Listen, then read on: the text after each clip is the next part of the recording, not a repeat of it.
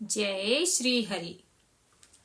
श्रीमन्नारायणे नारायणे नारायण, भज मन नारायणे नारायणे नारायण, लक्ष्मी नारायणे नारायणे नारायण।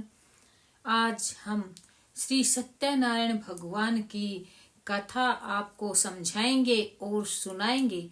अगर आपको कथा समझनी है तो आप वीडियो के अंत तक बने रहिए, क्योंकि सत्यनारायण भगवान की कथा हमें हर पूर्णिमा को सुननी चाहिए अथवा कहनी चाहिए। इससे सत्यनारायण भगवान बहुत खुश होते हैं और हमारी सारी मनोकामना पूर्ण करते हैं, चाहे वो शादी हो या फिर हमें घर की इच्छा हो। घर चाहिए तो हमें सत्यनारायण भगवान की पूजा हमेशा करनी चाहिए और उनका जो कथा है वो हमेशा सुनना चाहिए या कहना चाहिए। इसी से सत्यनारायण भगवान बहुत खुश होते हैं। तो सत्यनारायण भगवान की कथा की विधि में पूजन सामग्री जो लगती है, जैसे केले के खंबे, आम के पत्ते, पंच पलव, सोने की प्रतिमा, कलश, यज्ञोपवीत, पंच रतन, वस्त्र, चावल, कपूर, अबीर, गुलाब के फूल, धूप, द्वीप, पुष्पों की माला, तुलसी दल, श्रीफल, पान, ऋतु फल, पंचामृत, दूध, दही, अंग, वस्त्र, शक्कर, घृत, शहद, नैवेद्य, केसर, कलावा, बंधनवार, चौकी इत्यादि। श्रीमन्नारायणे नारायणे नारायण, भज मन नारायणे नारायणे नारायण, लक्ष्मी नारायणे नारायणे नारायण। आइए अब हम पूजा विधि समझते हैं। व्रत करने वाला पूर्णिमा व संक्रांति के दिन सायकाल के समय स्नान आदि से निवृत्त होकर पूजा स्थान पर आसन पर बैठकर श्रद्धा पूर्वक श्री गणेश, गौरी, वरुण, विष्णु आदि सब देवताओं का ध्यान करके पूजन करें और संकल्प करें कि मैं श्री सत्यनारायण स्वामी का पूजन व श्रवण सदैव करूंगा। पुष्प हाथ में लेकर सत्यनारायण भगवान का ध्यान धरें। यज्ञोपवीत पुष्प, धूप, नैवेद्य आदि से युक्त होकर स्तुति करें। हे भगवान, मैंने श्रद्धा पूर्वक फल, जल आदि सब सामग्री आपको अर्पण करी है, इसे स्वीकार कीजिए। आपदाओं से मेरी रक्षा कीजिए और मेरा आपको बारंबार नमस्कार है। इसके बाद सत्यनारायण की कथा पढ़ें अथवा श्रवण करें। तो आइए हम भी श्री सत्यनारायण भगवान की कथा आरंभ करते हैं। एक समय नैमिषारण्य तीर्थ में शौनकादि 88,000 ऋषियों ने श्री सूत जी से पूछा, हे प्रभु, इस कलयुग में वेद विद्या रहित मनुष्यों को प्रभु भक्ति किस प्रकार मिलेगी, तब उनका उद्धार कैसे होगा। हे मुनि श्रेष्ठ, कोई ऐसा तप कहिए कि जिससे थोड़े ही समय में पुण्य प्राप्त होवे तथा मनवांछित फल मिले। वह कथा सुनने की मेरी बहुत ही इच्छा है। सर्वशास्त्र ज्ञाता श्री सूत जी बोले, हे वैष्णवों में पूज्य, आप लोगों ने सब प्राणियों के हित की बात पूछी है। अब मैं उस श्रेष्ठ व्रत को आप लोगों से कहूंगा जिस व्रत को नारद जी ने श्री लक्ष्मी नारायण जी से पूछा था और लक्ष्मीपति ने मुनि श्रेष्ठ नारद जी को कहा था। सो ध्यान से सुनो। नारायणे नारायणे नारायण, भज मन नारायणे नारायणे नारायण, लक्ष्मी नारायणे नारायणे नारायण। आइए अब हम पहला अध्याय शुरू करते हैं, आरंभ करते हैं। एक समय योगी राज नारद जी दूसरों के हित की इच्छा से अनेकों लोकों में घूमते हुए मृत लोक में जा पहुंचे। वहां अनेक योनियों में जन्मे हुए प्राय सभी मनुष्य को अपने कर्मों द्वारा उनके दुखों से पीड़ित देखकर नारद जी ने सोचा कि किस यत्न के करने से निश्चय ही दुखों का नाश हो सकेगा। ऐसा मन में सोचकर विष्णु लोक को गए। वहां श्वेत वर्ण और 4 भुजाओं वाले देवों के इस नारायण को, जिनके हाथों में शंख चक्र गदा और पद्म थे तथा वरमाला पहने हुए थे, देखकर स्तुति करने लगे। हे भगवान, आप अत्यंत शक्ति से संपन्न हैं तथा मन वाणी भी आपको नहीं पा सकती। आपका आदि मध्य अंत नहीं है। निर्गुण स्वरूप सृष्टि के कारण भक्तों के दुखों को नाश यानी कि नष्ट करने वाले हो। आपको मेरा नमस्कार है। इसके बाद उन्होंने नारद जी से इस प्रकार की स्तुति सुनकर विष्णु भगवान कहने लगे, हे मुनि श्रेष्ठ, आपके मन में क्या है? आपका किस काम के लिए आगमन हुआ है? निसंकोच कहो। तब नारद मुनि बोले, मृत्यु लोक में सब मनुष्यों को अनेक योनियों में पैदा हुए हैं, अपने अपने कर्मों द्वारा अनेक प्रकारों के दुखों से पीड़ित हो रहे हैं। हे नाथ, मुझ पर दया रखते हुए तो बताइए कि उन मनुष्यों के सब दुख थोड़े ही प्रयत्न से कैसे दूर हो सकते हैं। श्री भगवान जी बोले कि हे नारद, मनुष्यों की भलाई के लिए तुमने बहुत अच्छी बात पूछी है। जिस काम के करने से मनुष्य मोह से छूट जाता है, वह कहता हूँ, सुनो। बहुत पुण्य देने वाला स्वर्ग तथा मृत्यु लोक दोनों में ही दुर्लभ एक उत्तम व्रत है। आज मैं प्रेम वंश होकर तुमसे कहता हूँ, सत्यनारायण का यह व्रत अच्छी तरह विधान पूर्वक करके मनुष्य तुरंत ही यहाँ सुख भोग कर मरने पर मोक्ष को प्राप्त होता है। श्री भगवान के वचन सुनकर नारद मुनि बोले कि किस व्रत का फल क्या है और इस व्रत के करने से क्या फल मिलता है? इसका विधान किसने यह व्रत किया और किस दिन यह व्रत करना चाहिए? विस्तार से कहो। भगवान बोले, दुख शोक आदि को दूर करने वाला, धन धान्य को बढ़ाने वाला, सौभाग्य तथा संतान को देने वाला यह व्रत सब स्थानों पर विजयी करने वाला है। भक्ति और श्रद्धा के साथ किसी भी दिन मनुष्य श्री सत्यनारायण की शाम के समय ब्राह्मणों और बंधुओं के साथ धर्म परायण होकर पूजा करे, भक्ति भाव से नैवेद्य केले का फल, घी, दूध और गेहूं का चूर्ण सवाया लेवे।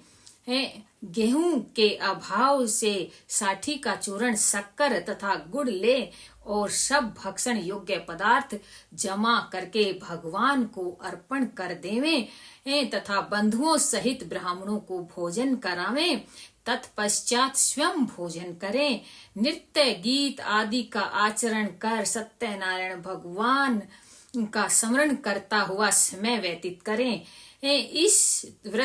इस तरह व्रत करने पर मनुष्यों की इच्छा निश्चय ही पूरी होती है। विशेषकर कली काल में भूमि पर यह मोक्ष का सरल उपाय है। ये हमारा पहला अध्याय है। श्रीमन्नारायणे नारायणे नारायण, भजमन नारायणे नारायणे नारायण, लक्ष्मी नारायणे नारायणे नारायण।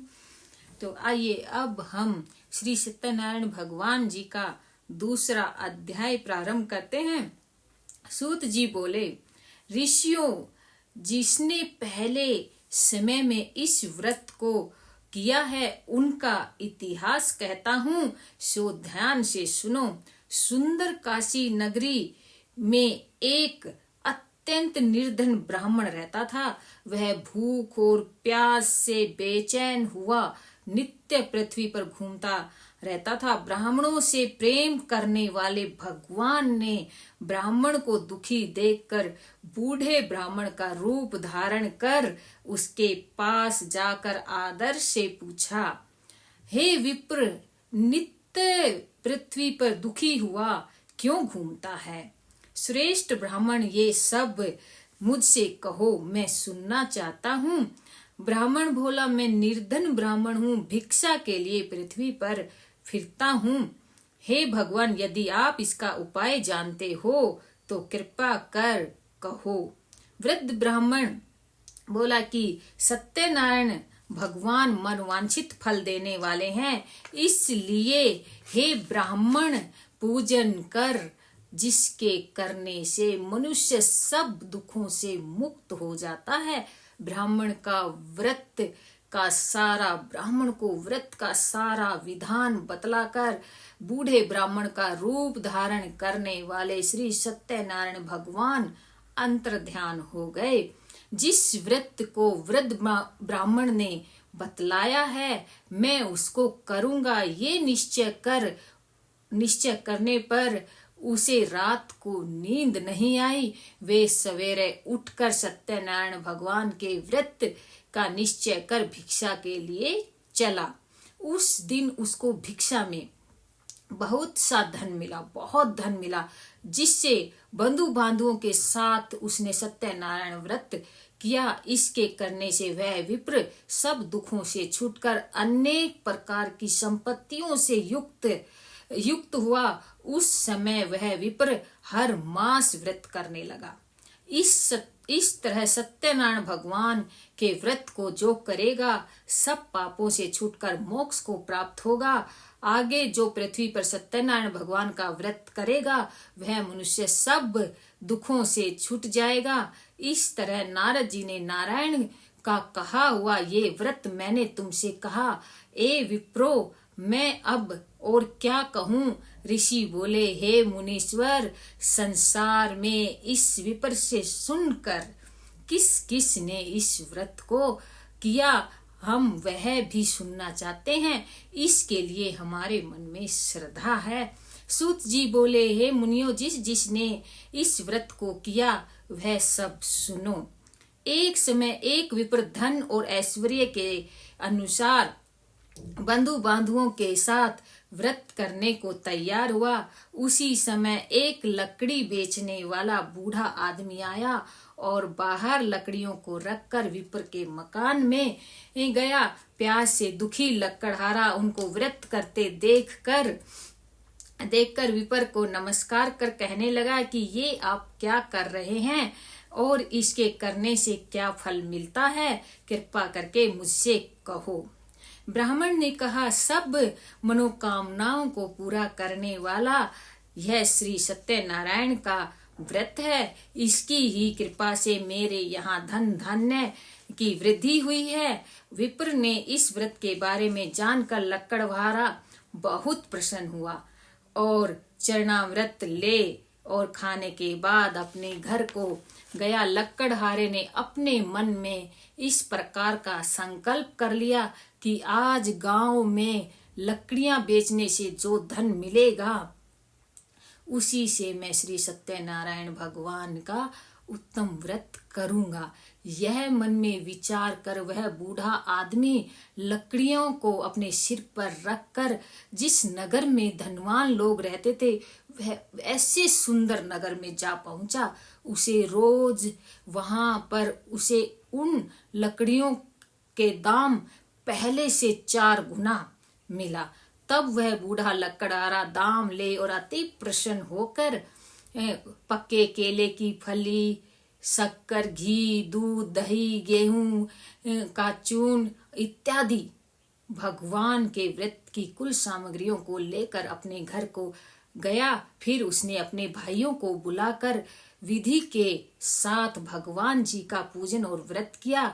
उस व्रत के प्रभाव के कारण से वह बूढ़ा लकड़हारा धन पुत्र आदि से युक्त हुआ और संसार के समस्त सुख भोग कर वैकुंठ को चला। तो हमारा यह दूसरा अध्याय समाप्त हुआ। इसी के साथ श्रीमन्नारायण नारायण नारायण भजमन नारायण नारायण नारायण लक्ष्मी नारायण नारायण नारायण।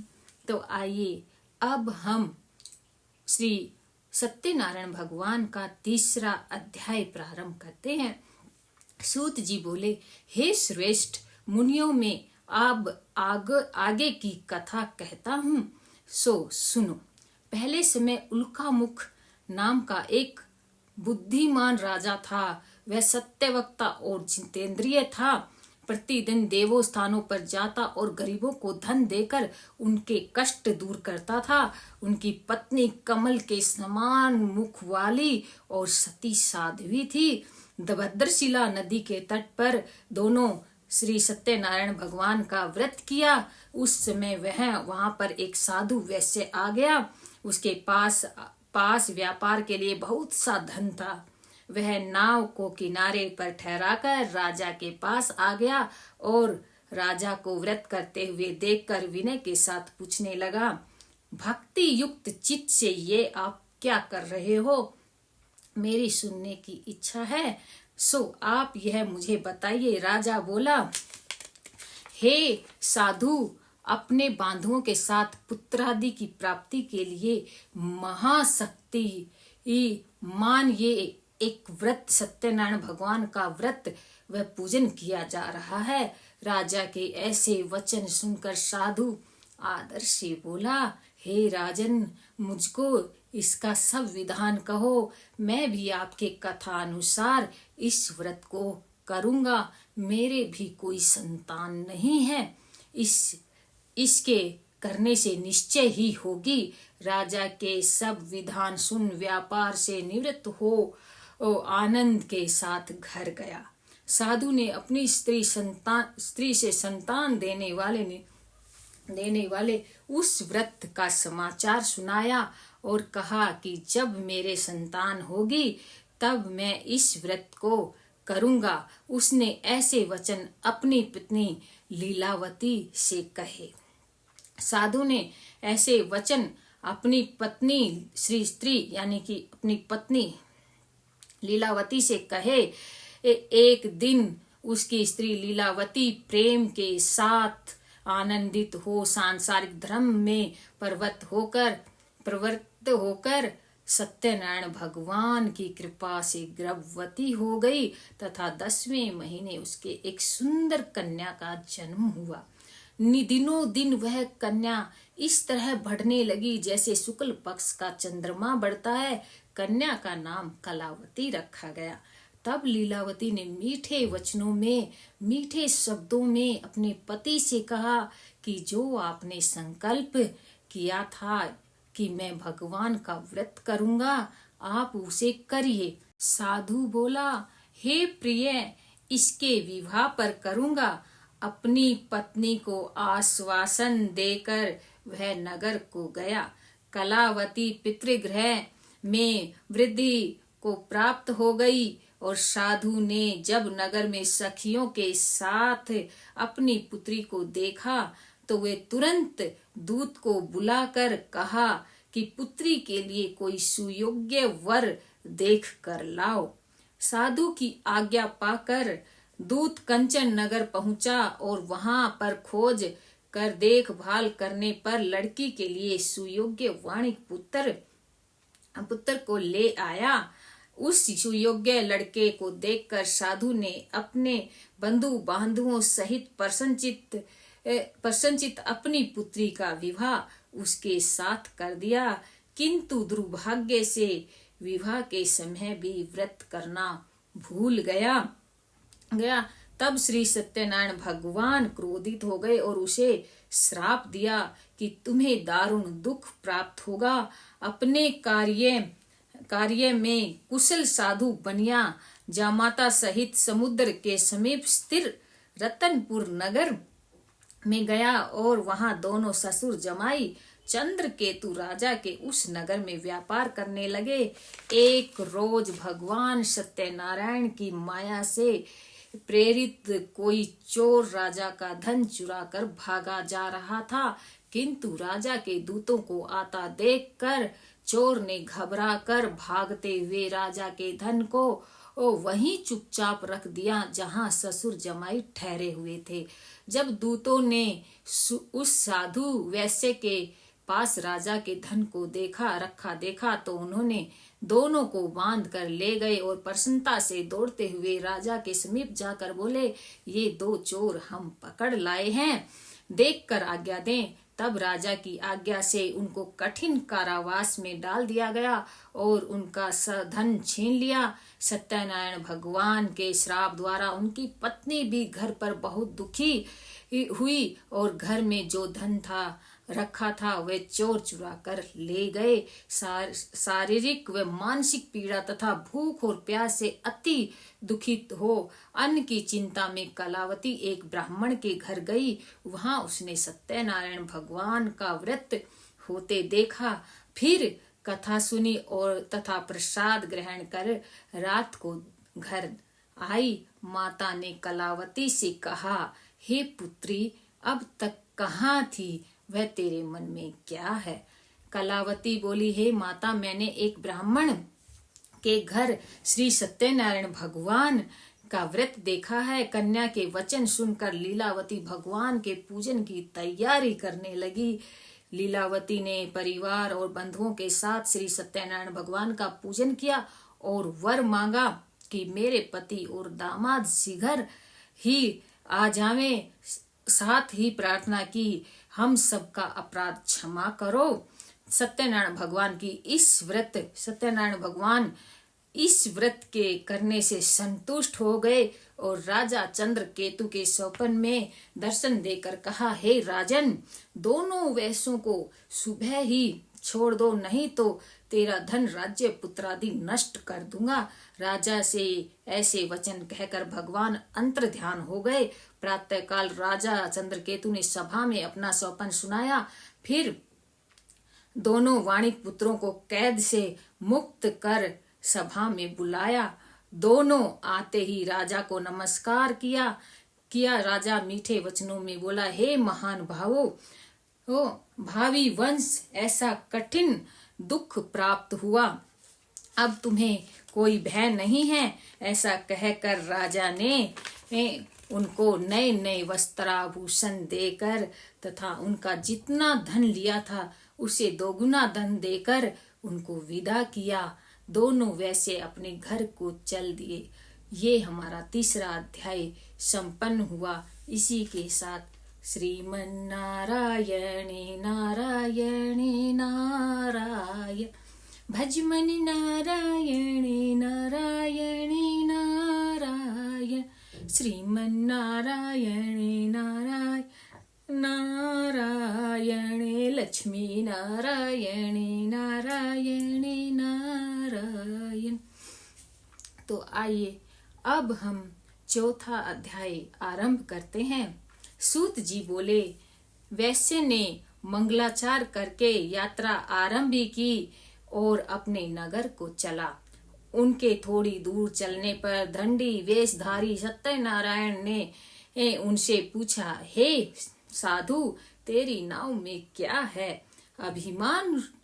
अभिमानी वाणिक हंसता हुआ बोला, हे दंडी, आप क्यों पूछते हो? क्या धन लेने की इच्छा है? मेरी नाव में तो बेल और पत्ते भरे हुए हैं। वैसे का कठोर वचन सुनकर भगवान ने कहा, तुम्हारे वचन सत्य हूँ। दंडी ऐसा कहकर वहां से दूर चले गया। कुछ दूर जाकर समुद्र के किनारे बैठ गए। दंडी के जाने पर वैश्य ने नित्य क्रिया करने के बाद नाव को ऊंची उठी देखकर अचंभा किया कि नाव में तो बेल और पत्ते देखकर मूर्छित हो जमीन पर गिर पड़ा। फिर मूर्छा खुलने पर अत्यंत शोक प्रकट करने लगा। तब उसका दामाद बोला कि आप शोक ना करें, ये दंडी का श्राप है, अतः उनकी शरण में चलना चाहिए, तभी हमारी मनोकामना पूर्ण होगी। दामाद के ऐसे वचन सुनकर दंडी के पास पहुंचा और अत्यंत भक्ति भाव से नमस्कार करके बोला, मैंने जो आपसे असत्य वचन कहे थे उन्हें क्षमा करें। ऐसा कहकर महान शोकातुर होकर रोने लगा। तब दंडी भगवान बोले, हे वाणी पुत्र, मेरी आज्ञा से बार बार तुम्हें दुख प्राप्त हुआ है, तू मेरी पूजा से विमुख हुआ है। साधु बोला, हे भगवान, आपकी माया ब्रह्मा आदि भी आपके स्वरूप रूप को नहीं जानते, तब मैं अज्ञानी कैसे जान सकता हूँ। आप प्रसन्न होइए, मैं सामर्थ्य अनुसार आपकी पूजा करूंगा और मेरी रक्षा करो और पहले के समान नौका में धन भर दो। उसके भक्ति युक्त वचन सुनकर भगवान प्रसन्न हो गए और उसकी इच्छा अनुसार वर देकर अंतर्ध्यान हो गए। तब उन्होंने नाव पर आकर देखा कि नाव धन से परिपूर्ण है। फिर वह भगवान सत्यनारायण का पूजन कर साथियों सहित अपने नगर को चला। जब वह अपने नगर के निकट पहुंचा, तब दूत को घर भेजा कि दूत साधु के घर जा उसकी स्त्री को नमस्कार किया कर कहा कि साधु अपने दामाद सहित इस नगर के समीप आ गए हैं। ऐसे वचन सुनकर साधु की स्त्री बड़े ही हर्ष के साथ सत्यदेव का पूजन कर पुत्री से कहा कि मैं अपने पति के दर्शन के लिए जाती हूँ, तू कार्य पूर्ण करके शीघ्र आ। माता के ऐसे वचन सुनकर कलावती प्रसाद छोड़कर पति के पास गई। प्रसाद की अवज्ञा के कारण सत्यदेव ने रुष्ट होकर उसके पति को नाव सहित पानी में डुबो दिया। कलावती अपने पति को ना देखकर रोती हुई जमीन पर गिर पड़ी।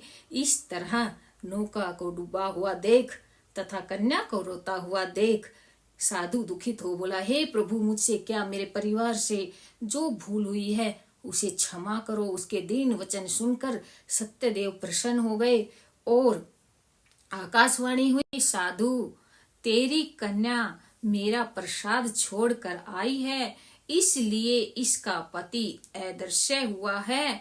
यदि ये घर जाकर प्रसाद खाकर लौटे तो इसे पति अवश्य मिलेगा। ऐसी आकाशवाणी सुनकर कलावती ने घर पहुंचकर प्रसाद खाया, फिर आकर पति के दर्शन किए।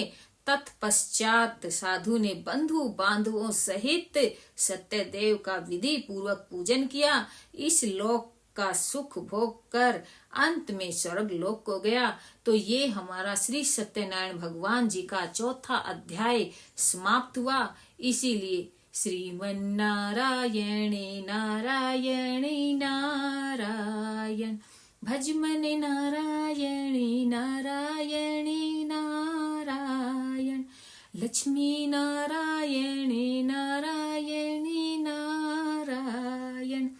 तो आइए अब हम श्री सत्यनारायण भगवान जी का 5वां अध्याय शुरू करते हैं। सूत जी बोले, हे ऋषियों, मैं और भी कथा कहता हूँ, सुनो। प्रजा पालन में लीन तुंगध्वज नाम का एक राजा था। उसने भी भगवान का प्रसाद त्याग कर बहुत दुख पाया। एक समय वन में जाकर वन्य पशुओं को मार कर बड़ के पेड़ के नीचे आया और वहां उसने ग्वालों को भक्ति भाव से बंधुओं सहित सत्यनारायण भगवान जी का पूजन करते देखा। राजा देख कर भी अभिमान वंश वहां नहीं गया और न ही नमस्कार किया। जब ग्वालों ने भगवान का प्रसाद उनके सामने रखा तो वह प्रसाद को त्याग कर अपनी नगरी को चला गया। वहां उसने अपना सब कुछ नष्ट पाया तो वह जान गया कि यह सब भगवान ने किया है। तब वह विश्वास कर ग्वालों के समीप गया और विधि पूर्वक पूजन कर प्रसाद खाया। तो सत्यनारायण देव की कृपा से सब कुछ पहले जैसा ही हो गया। फिर दीर्घ काल तक सुख भोग कर मरने पर स्वर्ग लोक को गया। जो मनुष्य इस परम दुर्लभ व्रत को करेगा, भगवान की कृपा से उसे धन धान्य की प्राप्ति होगी। निर्धन धनी और बंदी बंधन से मुक्त होकर निर्भय हो जाता है। संतानहीनों को संतान की प्राप्ति होती है तथा सब मनोरथ पूर्ण होकर अंत में वैकुंठ धाम को जाता है। जिन्होंने पहले इस व्रत को किया, अब उनके दूसरे जन्म की कथा कहता हूँ। वृद्ध संतानंद ब्राह्मण ने सुदामा का जन्म लेकर मोक्ष पाया। उल्का मुख नाम का राजा दशरथ होकर वैकुंठ को प्राप्त हुआ। साधु नाम का वैसे मोर ध्वज बनकर अपने पुत्र को आरे से चीर कर मोक्ष को प्राप्त किया। महाराज तुंग ध्वज ने स्वयं भू होकर भगवान में भक्ति युक्त हो कर्म कर मोक्ष को प्राप्त किया। तो ये हमारे श्री सत्यनारायण भगवान जी का 5वां अध्याय था। इसी के साथ भगवान जी का नाम स्मरण करते रहिए। श्रीमन नारायण नारायण नारायण, भजमन नारायण नारायण नारायण, लक्ष्मी नारायण नारायण नारायण। बोलो श्री सत्यनारायण भगवान की जय। आइए अब हम एक छोटी सी श्री सत्यनारायण भगवान की माँ लक्ष्मी की आरती करते हैं। जय श्री सत्यनारायण, जय श्री हरि। ओम जय लक्ष्मी रमणा स्वामी, जय लक्ष्मी रमणा, सत्यनारायण स्वामी जन पातक हरिणा, रतन जड़ित सिंहासन अद्भुत छवि राजे, स्वामी अद्भुत छवि राजे, नारद करत निरंतर घंटा ध्वनि बाजे।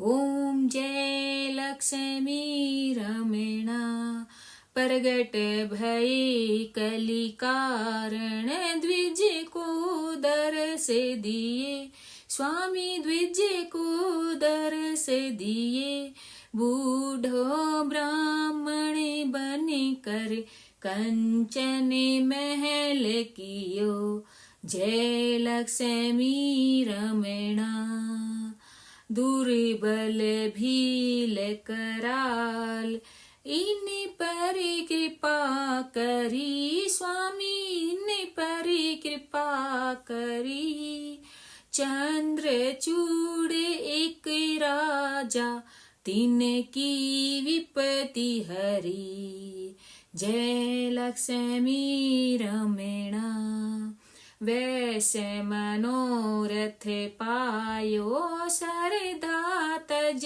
दीनी, स्वामी सरदा तज दीनी, सो फल भोग्यो प्रभु जी फिर ए स्तुति कीनी, ओम जय लक्ष्मी रमणा, भाव भक्ति के कारण छिन छिन रूप धरो, स्वामी छिन छिन रूप धरो, श्रद्धा धारण कीनी दीन दयाल हरि, श्रद्धा धारण कीनी तिनको काज सरो, ग्वाल बाल संग राजा वन में भक्ति करी, स्वामी वन में भक्ति करी, मन